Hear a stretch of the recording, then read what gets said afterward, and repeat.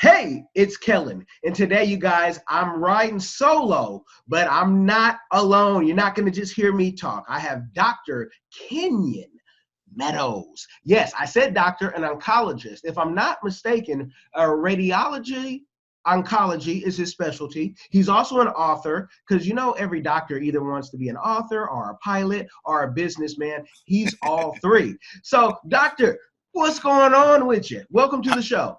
Hey, Kellen, thanks for having me on. Appreciate that intro.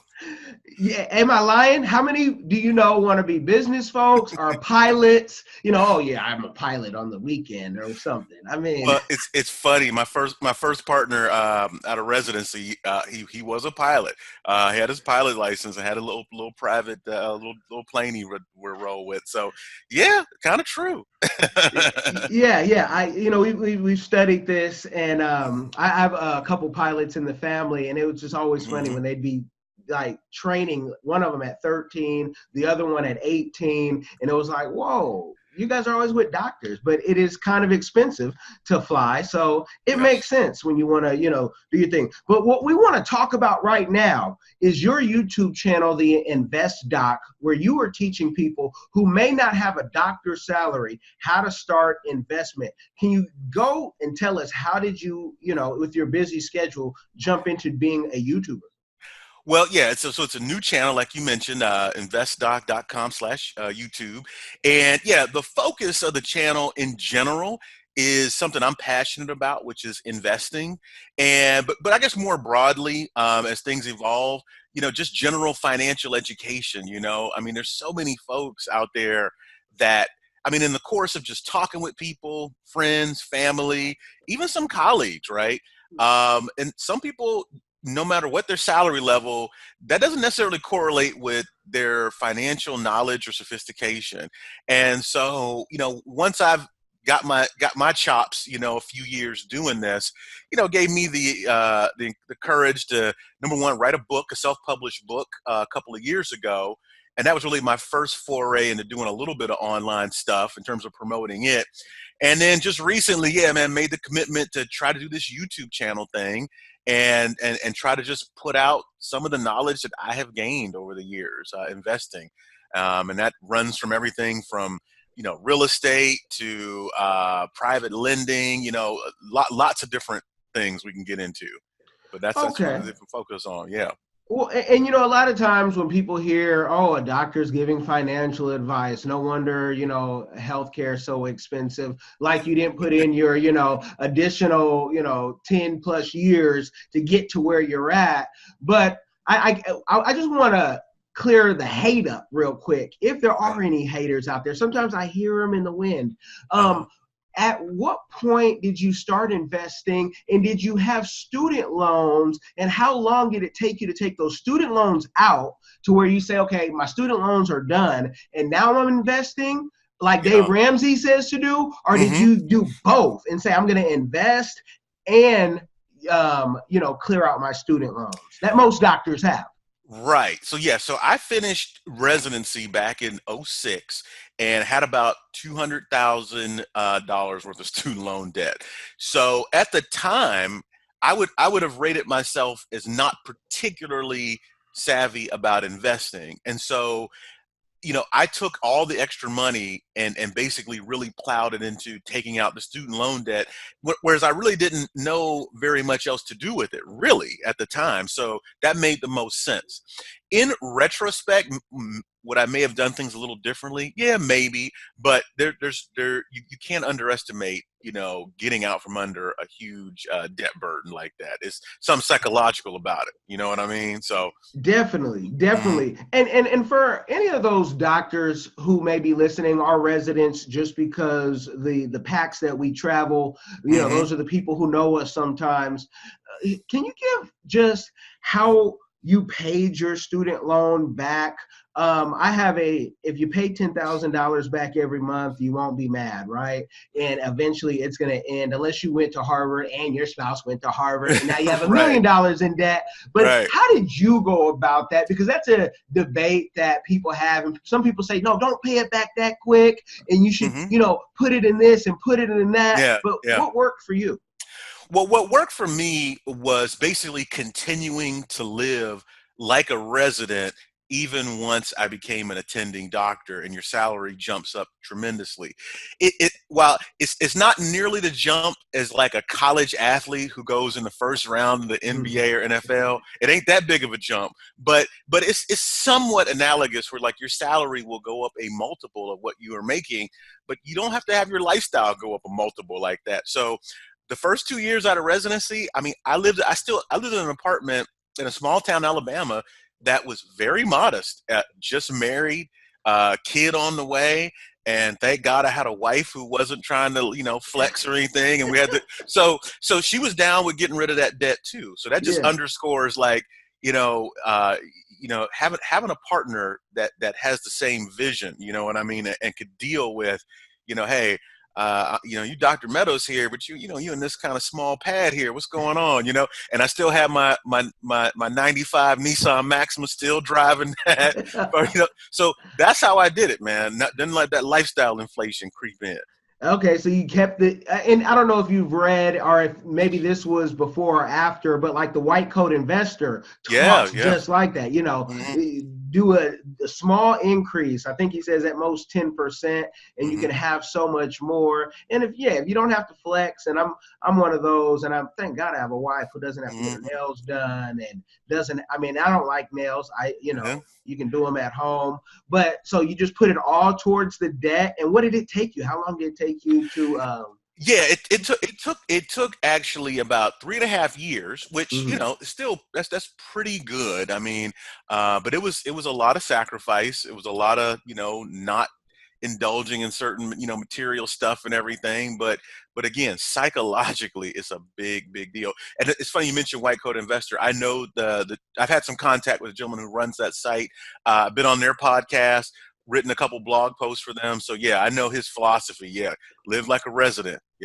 Okay, I've had him and my wife do an interview, and some stuff happened with the audio or video, and she's like, I'm gonna write it, and I'm like, gosh, but his stuff is great, and I think it's a great read for everybody to read. But you see so many doctors, and I'm talking about fresh out, buy the big house, get the new furniture, get the whip. Man, when the house is the real killer. If that's the one that can really sink you. You could probably splurge on a car and do okay, but getting that big house, that's the thing, man, right there.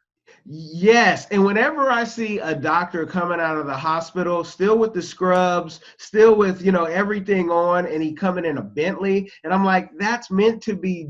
You're supposed to be in the back seat. That's when you get that car when you're in the back seat. You drive her with the hat, and so no, that's awesome. And so you are I don't want to say frugal, but you live frugal to get out of that way. Yes. Yeah, and now you are able to tell everyone else, and you're focusing on, you don't have to have the big salary. So if someone comes to you and they're subscribed to your channel, which all that information will be in the description box, people, what should be, for someone maybe making 35,000, 40,000, what can they come to your channel and learn, and how much should they be able to put down? Well, so again, my focus is really on investing. While I certainly, if anybody wants to hear more about debt reductions type strategies, I can certainly speak to that. But my passion though is trying to inspire people to own some financial assets, right? And generally focusing on those ones that produce some cash flow.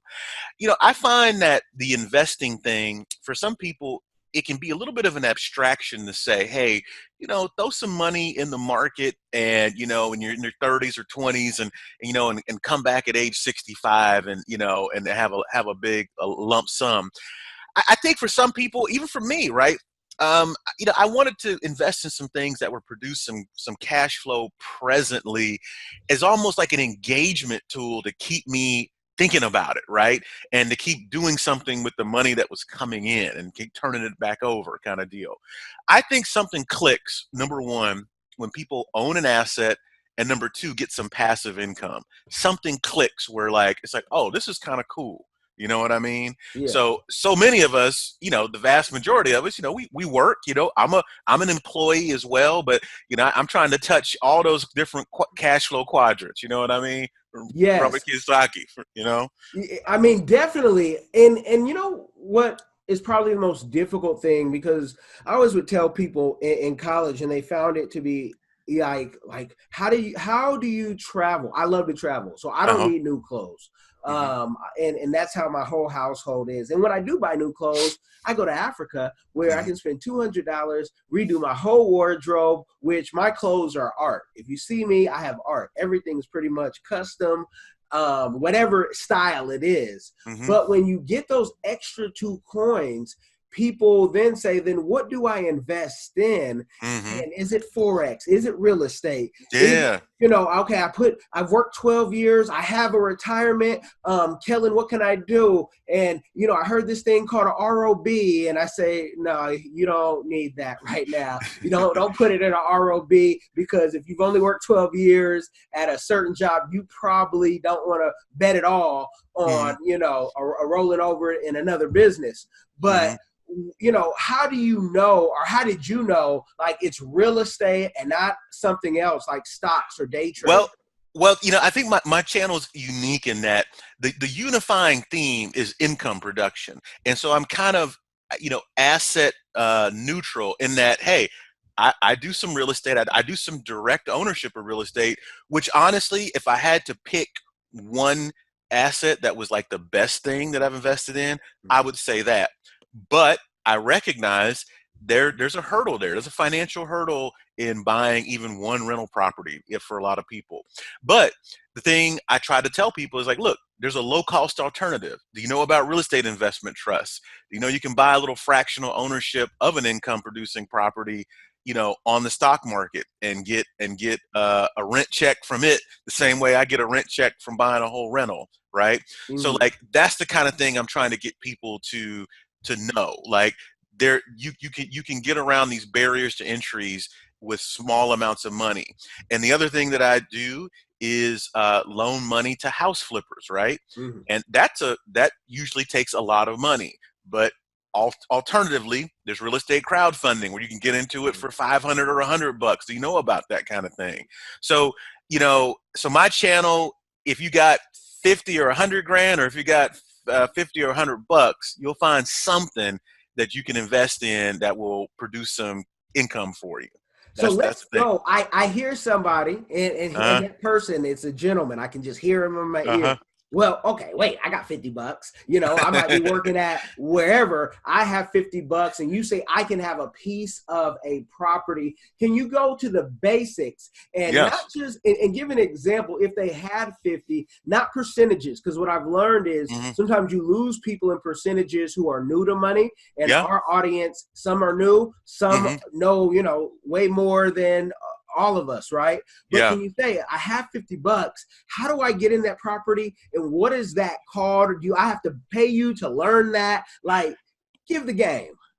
Well, yeah. I mean, we're in an age with information where it's all out there, right? It's just a Mm-hmm. matter of who curates it well, who presents it well, and everything. So so on my channel, I do the thing where I have the graphic in back of me, so it's very visual. I'm showing you actual pictures from like my Robinhood account, or my rental property, and I got there's plenty of numbers to go through and everything, so you'll see it. So I'm big on things not being abstract, right? Mm-hmm. So now I stop short of recommending specific like securities or things of that nature, but I do show you like, hey, this is here's this particular real estate investment trust. It owns Marriott and Hilton hotels and stuff like that. It costs $15 a share. You can buy that on Robinhood if you got $50. You can buy 3 shares of that and earn like 8% on your money as opposed to nothing in the bank. You know what I mean? So if people go to my channel, they will see, very concrete examples of that. No fluff. Mm-hmm. If they want to support the channel, I buy my book, great. But at this point, new YouTuber, I just want to get the word out. Subscribe and interact with people, and I certainly answer questions as well. So Mm-hmm. that's where I'm at this right now. Okay, because Mm-hmm. folks, and this is it's difficult sometimes in certain communities when you're trying to teach and you say you can make this on your money, and then they say, wow, that sounds good, right? And there's been so many folks, especially in the Black community, who said, hey, let's all pull our money together, let's Mm-hmm. start buying stuff, and you Yeah. might make, you might say 25%, and people say, Yeah. oh, I'll be rich tomorrow or in 3 months, and you're like, hold on, things have to mature. This Yes. is not Grand Theft Auto where we're pulling Yeah. people out of their car and whatnot. So it sounds like somebody who may not even know percentages of what that could be, that they could get it directly from you, and you could say, hey, you're going to put $15 in, you're going to get, $25. You make 25. Don't put your last 15. If that's your Right. gas bill, Right. don't put that. Right. Right.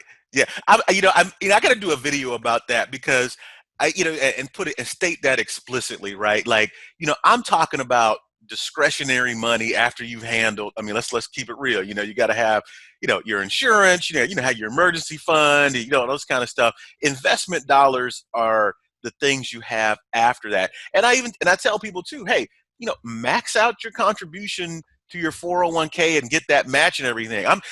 Like what I'm talking about is those truly extra dollars that to be quite honest with you, you might be tempted to, consumer discretionary type stuff. You know what I mean? A pair of sneaks or a new outfit or whatever. I'm trying to get people to take that money and do something productive with it. You know what I mean? Yeah, no, Yeah. that's a beautiful thing. Now with this new push, and I mean, I don't know, if you have gotten the backlash of YouTube, because sometimes you'll have, and you've been on certain shows where all Yeah. the haters are there, and you've been making a great round. I see you. But have you, oh, well, you're a doctor, or even your colleague said, what are you doing? Because usually medicine is very conservative. And Yes. it's been very difficult. That's why Dr. Oz and Sanjay Gupta, run the thing sometimes before the doctor show, because doctors would not talk and come on a platform. It was beneath them, a YouTube, So have you gotten that type of heat? I would say no. Most of my colleagues, I get the sense that they're not terribly into like social media, even on a even on the social level, like they're in terms of Facebook, and I don't get the sense that they really take in a lot of content, educational, entertainment wise, or anything like that from YouTube. I get Mhm. the sense that I am different in that regard. I have learned so much from YouTube. I have made some meaningful connections with people through YouTube and done business with people. So for me, that's actually kind of part of the push too, to like put some content out there. And if the channel takes off, great. But I've benefited a tremendous amount. So it's kind of one of these like pay it forward kind of things. You know what I mean? Okay, Yeah. because in your field and in different fields, but in your specialty, I mean, folks are more, probably concerned about telling you how they had tea on the green in Danbury, and and saying, oh yeah, and, my kids are, they're going for the emergent school camp for, Yeah. for Oh yeah. Oh yeah. yeah. And when the talk does turn to money, and this is my anecdotal experience in the doctor's lounge. I've been here long enough where I was kind of coming on the tail end of the real estate crash in '08 and everything. And people like to tell you about like their big beats that they took, and their big triumphs, but they actually don't like to talk, in my experience, kind of the more sort of mundane thing, and like really try to share like real advice per se. It's Hmm. kind of fantastic stories to the good or the bad kind of deal. Yeah. That's Yeah. that's that's that's been my experience in terms of my colleagues talking about money. You Yeah, know, who wants to hear just the Mm, average? It has to right? be, this or that, and but that is a great thing. So, do you see yourself coming up with like a course, and that people, and I know that you're connected with Dr. Boyce Watkins, and he's been on the show as well. Yeah. Um, Yeah, I'm trying to. That's an evolution. It seems to me that would be a good thing, a course if people want it, or like the private group coaching thing. If I get enough feedback and I think I got a critical mass of people that want it, I certainly will do it. Mm-hmm. Because I envision myself as a teacher, and when it comes to YouTube, of course you can get a lot of useful info, but I think before people a lot of times will take action, they probably want that extra level of like hand holding, that extra level of going deep on a subject and whatnot, and extra mentorship. I mean, that certainly was my case, for me when it came to like rental properties. I had to find a real in life mentor, literally hold my hand to do it. So I know that can be a critical step for some people. So yeah, we'll see how that evolves though. Okay, I can see it, and my personal, we don't just like to get the game, we like to give it. It's difficult for someone in your position.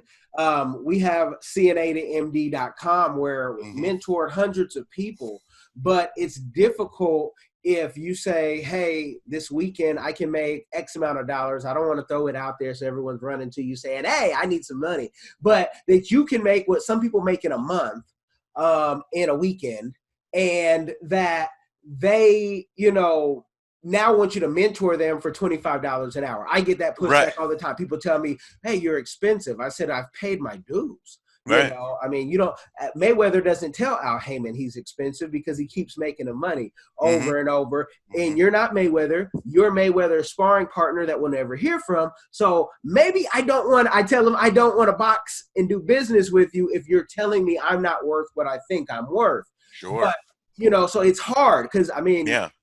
you got other properties you want to buy. You got other things, and money's not the purpose, but it surely helps lift the purpose up. Well, you're exactly right. And so, yeah, I don't envision doing any kind of like one-on-one type of thing, but yeah, the course or the group kind of thing, or, I think that could work in terms of, and also, again, who knows how the monetization thing will work. I'm in a blessed position where like, if this channel doesn't really take off that way, it doesn't really, not going to affect me one way or another. But I think also to make it kind of economical for anybody that wanted to do that kind of stuff, to do it in a group setting anyway, versus trying to do one-on-one, so. Yeah. And folks listening, you really have to listen to somebody who does not qualify for like a Roth IRA. Some of y'all are like, oh man, ask us about the Roth, and he can show you that on his channel. But he's at a place where he wouldn't qualify. And I think, to me, that's like, sometimes people see you and they might just see you and say, oh, this brother right here. Okay, you're gonna tell me something about money. So what is your Roth IRA? And Right. I've had to check people and be like, hey, that brother don't qualify, and it's you, and I say, mind your business, because I said my stuff is in Bitcoin. I ain't got that. Now it's interesting you mentioned about the Roth IRA. One of my real estate mentors, they were like, look, just go ahead and basically do the kind of backdoor thing to get the Roth and everything. You're gonna want that. So I do have the Roth, although I didn't do it through the traditional channel. But yes, I do have a Roth because there's nothing, because again, a lot of my real estate folks, man, they really want that Roth to be big. They don't want to worry about them taxes down the road. So yeah. I mean, but not just you. Now that you're an entrepreneur, and I don't know, how many years have you been an entrepreneur? Since 2013, when I really got started. It's not just about your Roth IRA; it's that you can pay your kids yes, Roth IRA, and that's part of the. I'm like, please, Trump, don't tweet the wrong thing and flip the whole, because he's changed some things for entrepreneurs where. We're like, gosh, I mean, bring back a Democrat. I mean, I thought Republicans were about money. I've had my own situations where I was just like, what? I can't do that anymore. And my CPA telling me, and it's always, we're learning, but the Roth is great. But the back door, that's the 501 class. That's not the 101 class. No, it's not the 101 class. And then, then the 1001 class is like, you put the Roth with a self-directed custodian, and you do some custom deals with it and really juice it. You know what I mean? So yes. That's Yeah. Yes. Yeah. One of my CPA, Hmm. Brock, does not necessarily agree with Mark Collier. I don't know if you've seen his stuff, but Mark is always talking about, and Mark, we've talked about him coming on the show because he's always in Seattle, but he's always talking about, and your Roth then buys your property and your LLC, then buy, and he's always talking about mixing it up. And my wife is always like, do not deal with Mark Collier. He's only a CPA, so he can be your lawyer because he's both. Okay. He always has these, interesting ways. And Right. you want to buy your boat, you buy it like this. And I tell everybody, I have my boating license. Usually it's on me close by, but you don't want to buy a boat because you can do a boat share now, like you can do Uber. It's like owning a car in San Francisco or Boston. Why, if we're only going to stay in this, this area, when Yes. it's just easier to call Uber Lux, rent a Turo. But these are ways I find people with means, especially young people who don't have kids, they're giving away their cars. Forget a car, but they have 3 houses. Actually, my brother-in-law is one of those. I'm telling his business, but you got, that's what he does. He's like, I don't need a car, and it's saving him money. And I think it's such a beautiful thing.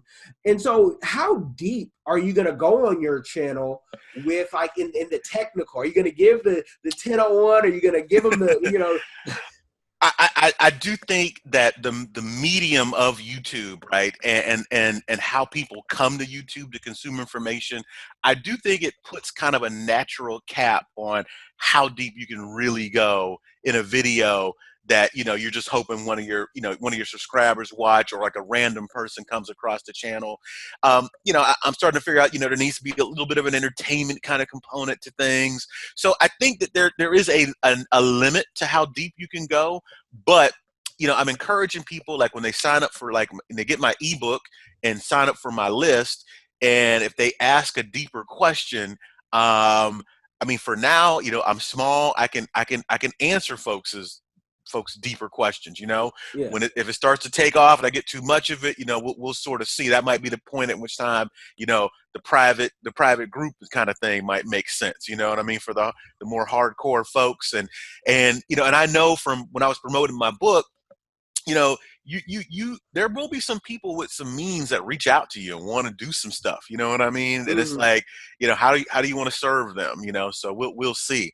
But yeah, you can only go so deep on a YouTube vid. You know what I mean? This is the debate I have with people. And, folks say, man, Kellen, you live and breathe this YouTube thing. Why don't you just take it really serious? And I really, purpose over everything. I said, there's a time and a place. But what I want to talk about is the meat and potatoes, because for all the jobs that I had, the best jobs are the ones that service the people.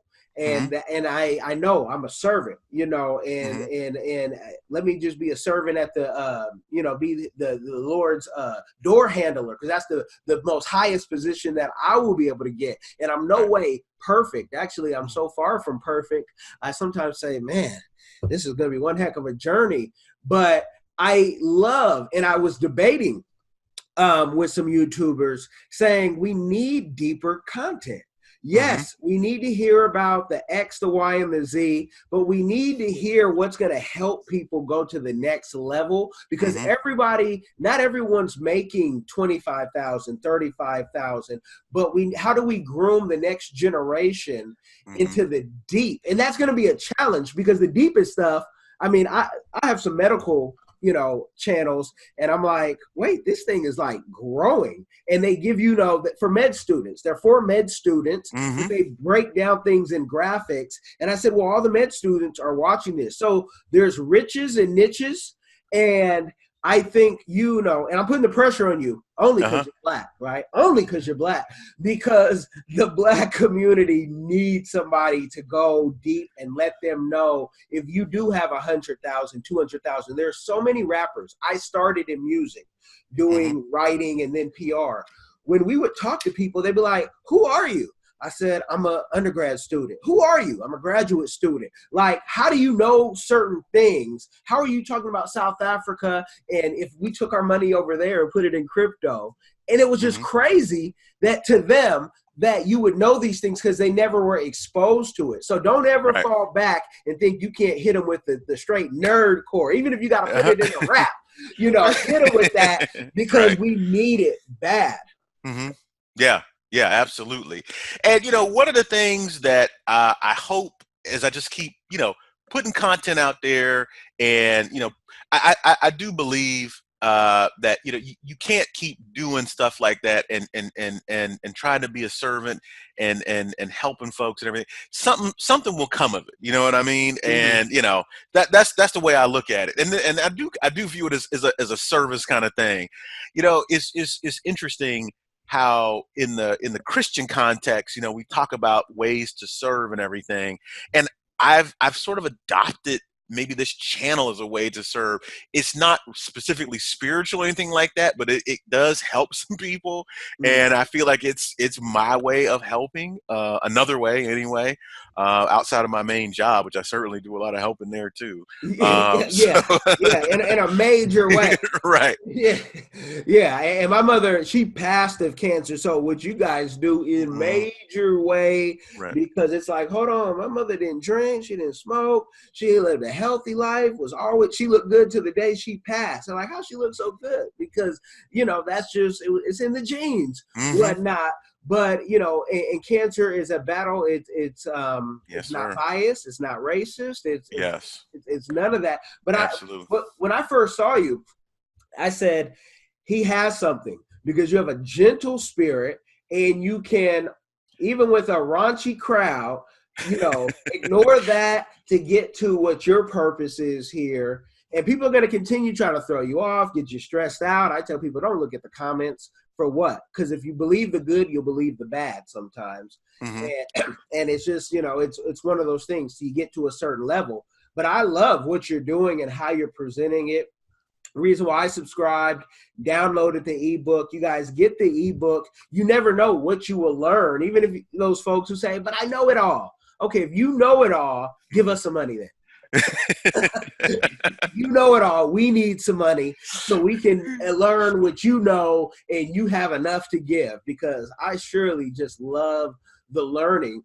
And so in the finances, will you stick with the real estate and stock, and are there some other avenues you see yourself going in? Well, you know, I do think that having tried a bunch of things, and just to run it down, I mean, you know, I did all the different types of crowdfunding, you know, the personal loans, the real estate loans, the business loans that you could crowdfund. I did all that. You know, the house flipping, the owning the rentals, you know. So I've tried a bunch of stuff, and honestly, the real estate stocks, like the stock stuff, is actually kind of a reintroduction for me for a little bit. I kind of came away pretty scathed from that 2008 crisis, like when the stock market went down pretty. So I kind of shied away from stocks for a while, and I'm just kind of getting back into it, honestly, over the past year, in a serious way. Like, I always got my 401k and that kind of stuff, but in terms of like my discretionary money and like putting some real into the market, and so that's actually been kind of the newest thing for me, and I'm picking out individual stocks, you know, after doing some research on them and things of that nature, which is not necessarily something I think people need to do, but I actually like learning about the companies and trying to, you know, pick them myself. But you got to pick a bunch to still stay diversified, though. Yeah. You know, so definitely. Now, what about, you know, you're talking about rental properties, and I've heard you in other interviews, reason why I didn't bring it up, talk about how, you know, you've dabbled in different things, and then you want it, you know, a bigger stake of the pie, a bigger share. And so you got rental property. Do you go deep? And I could see videos on this, if you ever run out of content, of how to deal with renters, because that's not an easy thing. And when when you misjudged and got a crazy one, you know.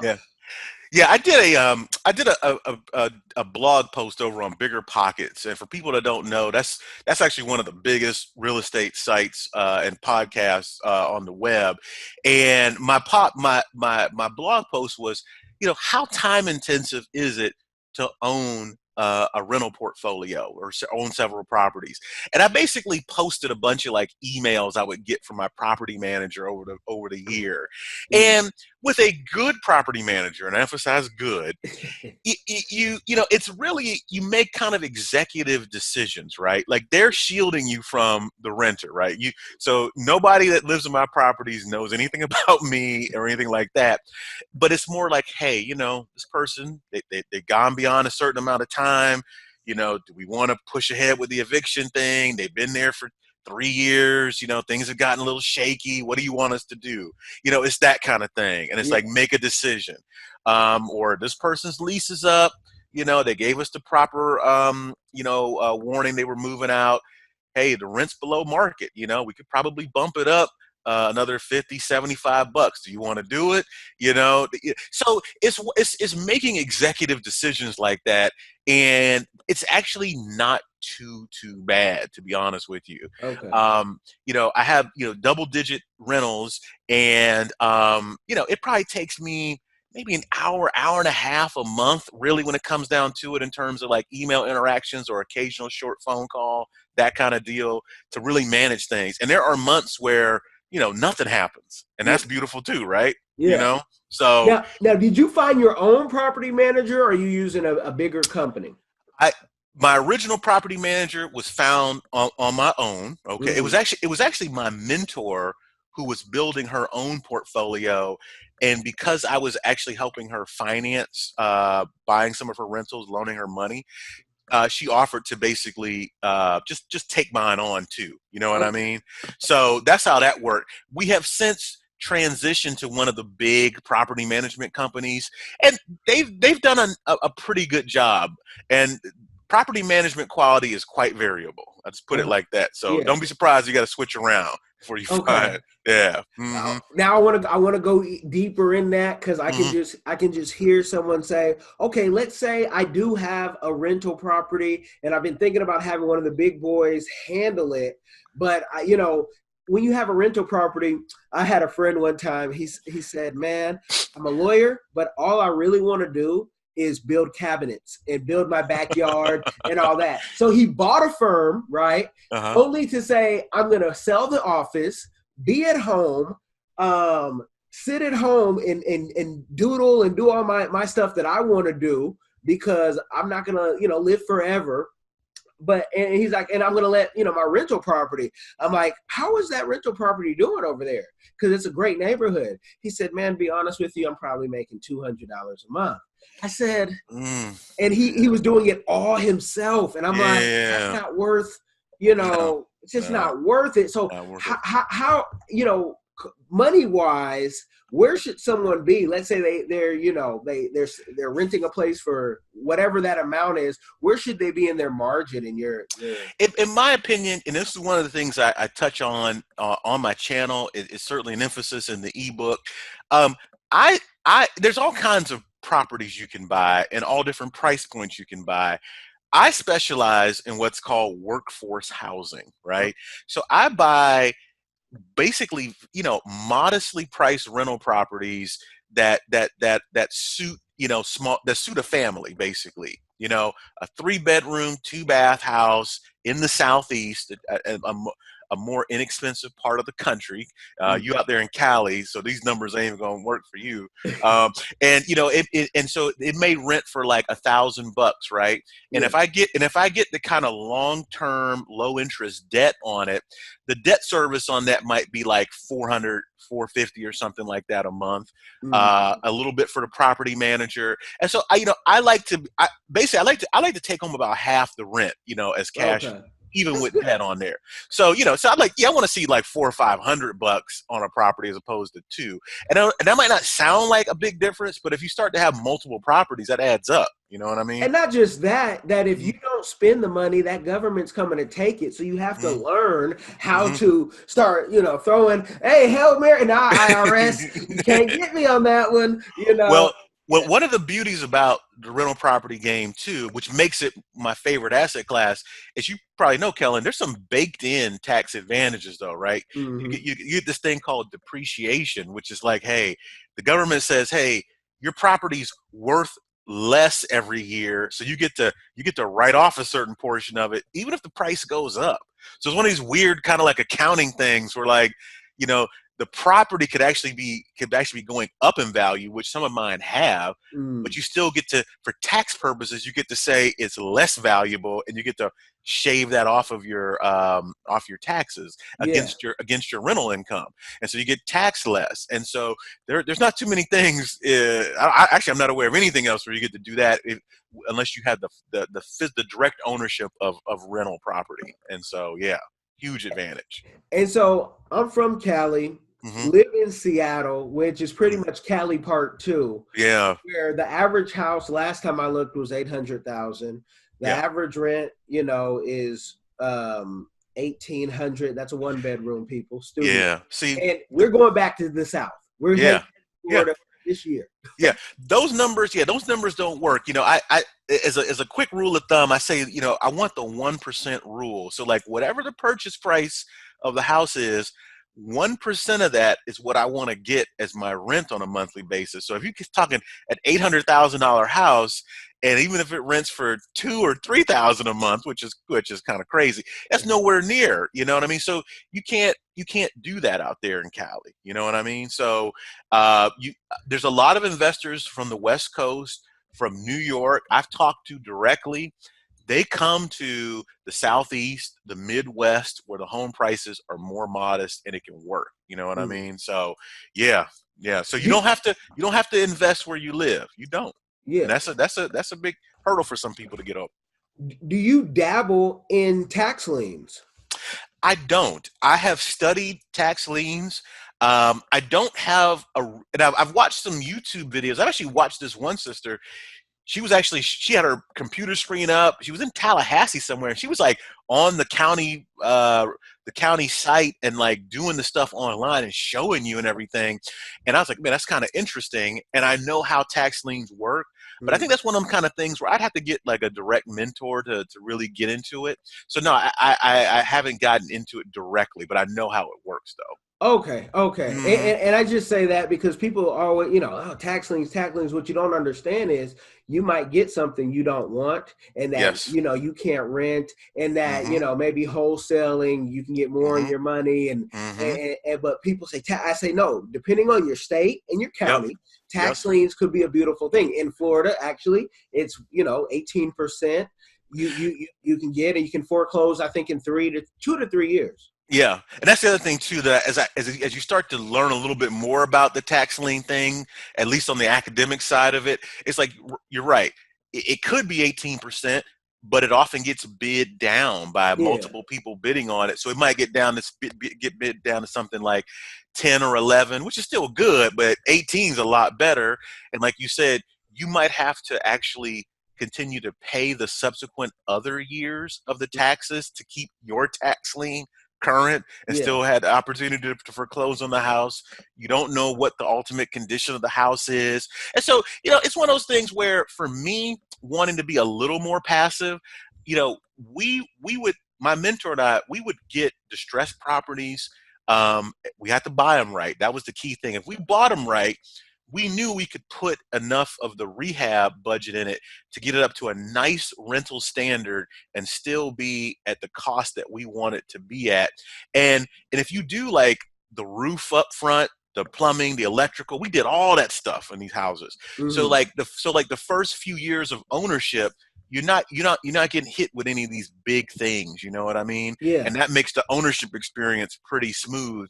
And then also, with my property manager, we have this thing where like if something costs $150 or less or $200 or less, they don't even call me about it. They just do it. And I just see it on the statement or whatever. So that eliminates a lot of calls.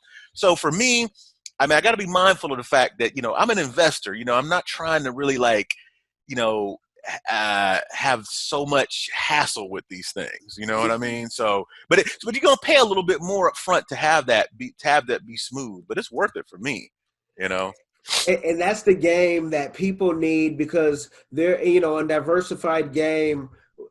We have everybody, whoever you are, you can come on. But when I look at YouTube and people who are consistent throughout the years, the only person who looks like you, who talks like this, is Max Maxwell. And, he's a wholesaler. He's a real estate investor. He has a perfect beard, whatnot, perfect hair thing. And so, there's very few of us, and more of us need to talk about it in our own way, because I have a way. I wear these love locks for a reason, just to, piss off a certain older generation in our community that says you can't go to a business meeting like that and say, man, if you only knew scriptures you were reading, if you only knew who might have had, these same locks, and I'm able to do whatever. But this information is needed. The books are needed in the libraries. It's the only reason I opened up a publishing company is because someone told me nobody is writing books on people that look like you. Like, this book is on base nonfiction on my daughter's real life travels. And the CBC had told me nobody has a book that is especially nonfiction with they said girls of color. Yeah. And then they told me you should start your own publishing company. And I said, oh, okay. And you find out the benefits of that. So I know you talked about your self-published book. Correct. On your next one, have your own publishing company. After a certain amount of books, they allow you in these private little clubs, depending on your genre. And it's a blessing all around. Okay. All right. Yeah. I got to get the game, but I don't feel fair if I don't give it. So I'm a walking billboard. And with that, and I know you're tired, so I don't want to keep you up all night. Wife be like, man, he could talk all night. Can you we like to ask all of our guests, what is your community give back? I mean, you already kind of said what you're doing to give back, because you don't even have to be doing this. Or is there anything outside of even this that is your community give back? Well, certainly active in my church, and as more of this side of me comes out, there are some other opportunities coming down the pipe. Like, for instance, this Saturday, I got asked to speak at this this marriage convention on marriage and finances, right? And so I certainly have a perspective on that, as I'm sure any married man does. So I'm going to incorporate some of this thing into what I view as how partners should be on the same page with things financially. So that's going to be a cool opportunity to do some public speaking and do that and do it in a live setting and everything. So I do that. I've mentored young men in the past on business and entrepreneurship, arranged for them to have essentially real world mentors, a guy that owned a barbershop, another guy that owned a used car dealership, and and have them have summer internships with them and that kind of thing. So I've done a number of things, and we'll continue, because I mean this is just something I'm just passionate about. And that is a purposeful life, y'all. I'm not going to say the church is the reason why he is full of joy, but I'm telling you, if you don't have any, run to a good church, get yourself a good community. That church is 2 or 3 gathered in his name. Don't forget that, because some folks say, it's me and my baby and my baby mama. No, in his name. But this is, I just have to throw that out there, because I see so many people, they say, why go to church, or don't pay the pastor and buy his Cadillac? And I'm really not worried about his Cadillac. I'm thinking about, whatever I'm doing, or driving at the time, thinking about that new Tesla truck and saying, when will Elon Musk throw that out? So we can, looks like a cool ride, and there's no ride like a Tesla, but until flying cars come. But no, I thank you for coming on. Let the people know, and all that information will be in the description box where they can contact you, because I don't want them to go on platforms that you don't want an influx of people bothering you on, I see his name here on the Medical Review. Let me right. Yeah. Well, the number one thing I'd like folks to do is subscribe to the YouTube channel, youtube.com/theinvestdoc, all one word. And if any of the videos there have a link to my ebook, and that will get you on my email list. And if you just respond to any of the emails that come to you in the sequence there, that's how I'd like to interact with people primarily, or in the comment section in the videos too, for sure. That'd be my number one thing. Well, I think the Invest Doc is going for sainthood. He's going to answer your comments at this time. You guys have gotten the game, whether you're listening on Apple, which we love the podcast because you guys listen so well on Apple and our highest rating, or on our, newer YouTube channel. Please check out the Invest Doc. Learn something. Turn off VH1, MTV. Turn into the Invest Doc. And I'll plug one other thing there. If they'd like to get my my self-published book, Alternative Financial Medicine, that is available on Amazon, and I can send you the link for that too. But remember that Alternative Financial Medicine has gotten good reviews, and appreciated the feedback on it. And thank you, Dr. O'Shea Duke Jackson, Amen. for introducing us to another great YouTuber. Appreciate you, brother. Appreciate you. We're out.